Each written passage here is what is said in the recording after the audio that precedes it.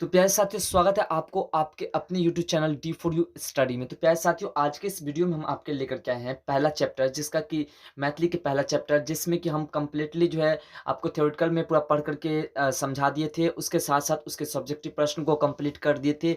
अब प्यारे साथियों जो बचा है उसके ऑब्जेक्टिव प्रश्न यानी कि चैप्टर नंबर 1 का जो है ऑल ऑब्जेक्टिव क्वेश्चंस को कंप्लीट करने वाले हैं इस वीडियो में। यानी कि प्यारे साथियों जितने भी 19-20 ऑब्जेक्टिव प्रश्न इससे बने हैं सभी प्रश्नों को कंप्लीट कर रहे हैं इस वीडियो में। आप देखिए सभी चैप्टर वाइज़ चैप्टर का ऑब्जेक्टिव क्वेश्चंस को कंप्लीट कर लेते हैं।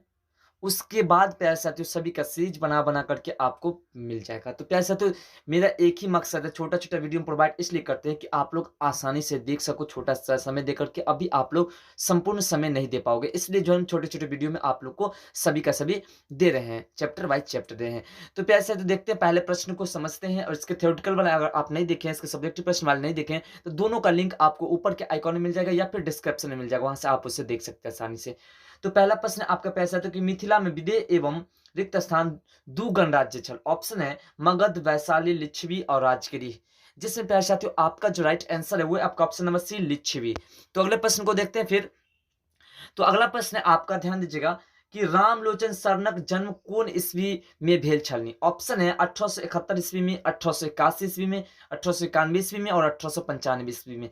जिसमें प्यारे साथियों आपका जो राइट आंसर है वो है आपका ऑप्शन नंबर सी 1891 ईस्वी में। तो फिर अगले प्रश्न को देखते हैं। आप लोग के लिए हम जो है ना आने एक प्रकार से ऑब्जेक्टिव सब्जेक्टिव सही प्रश्न को चैप्टर वाइज कंप्लीट कर रहे हैं। तो अगला प्रश्न है आपका 3 नंबर कि आईने अकबरी रचयिता छथि सॉरी छला। ऑप्शन है अकबर, बीरबल, अब्दुल फजल और नसरुद्दीन। जिसमें प्यारे साथियों आपका जो राइट आंसर है वो है आपका ऑप्शन नंबर सी अब्दुल फजल। यानी कि लगातार सभी का सी।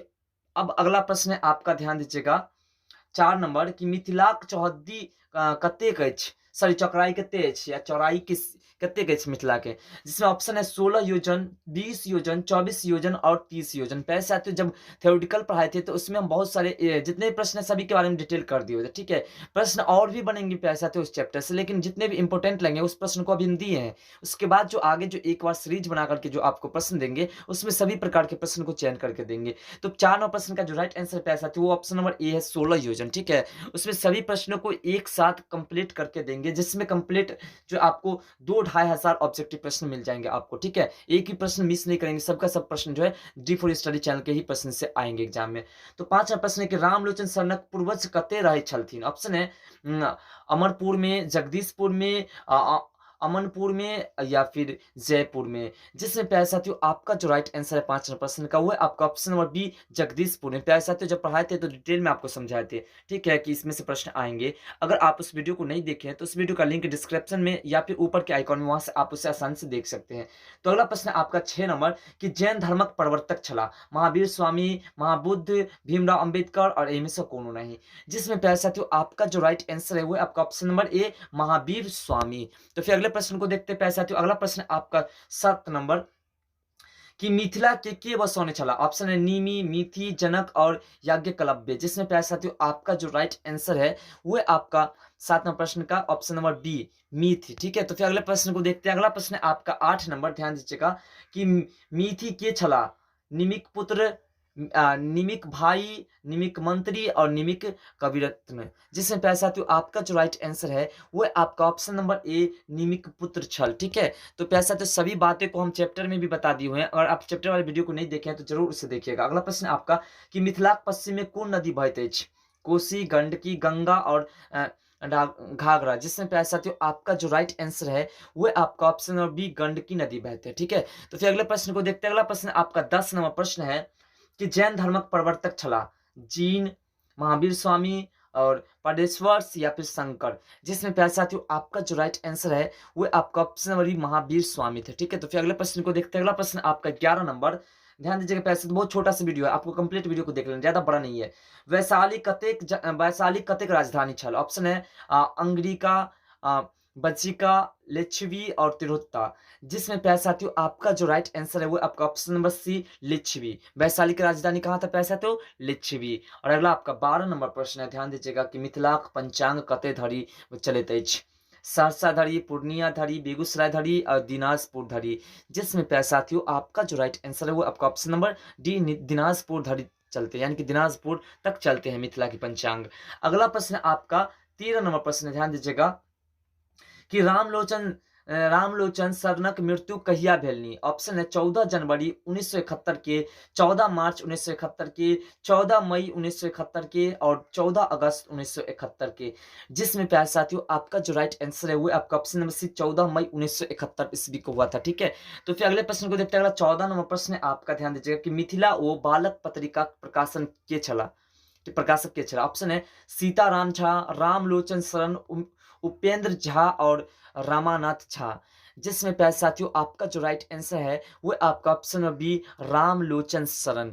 तो अगले प्रश्न को देखते हैं। अगला प्रश्न है आपका 15 नंबर प्रश्न है, ध्यान दीजिएगा कि मिथिला संस्कृत कथी पर आधारित है। ऑप्शन है वेद पर, कर्मकांड पर, बौद्ध धर्म पर और जैन धर्म पर।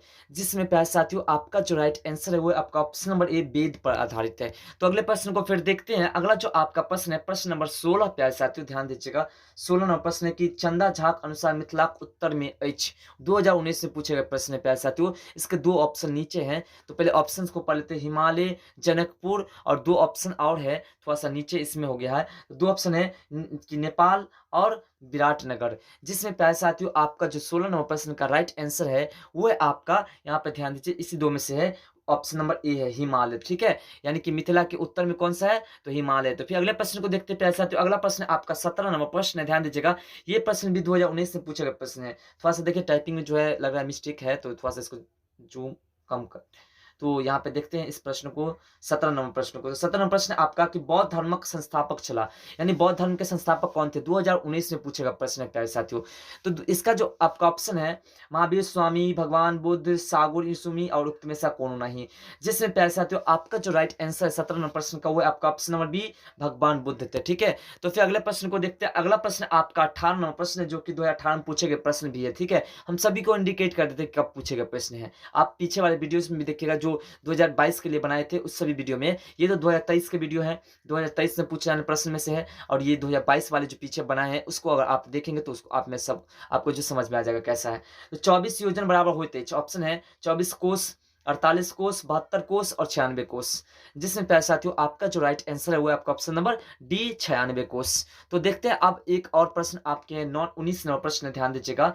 तो 19 नंबर प्रश्न आपका और 2018 में पूछे गए ये भी प्रश्न है कि एक योजन बराबर होते हैं 4 कोस, 8 कोस, 12 कोस और 16 कोस।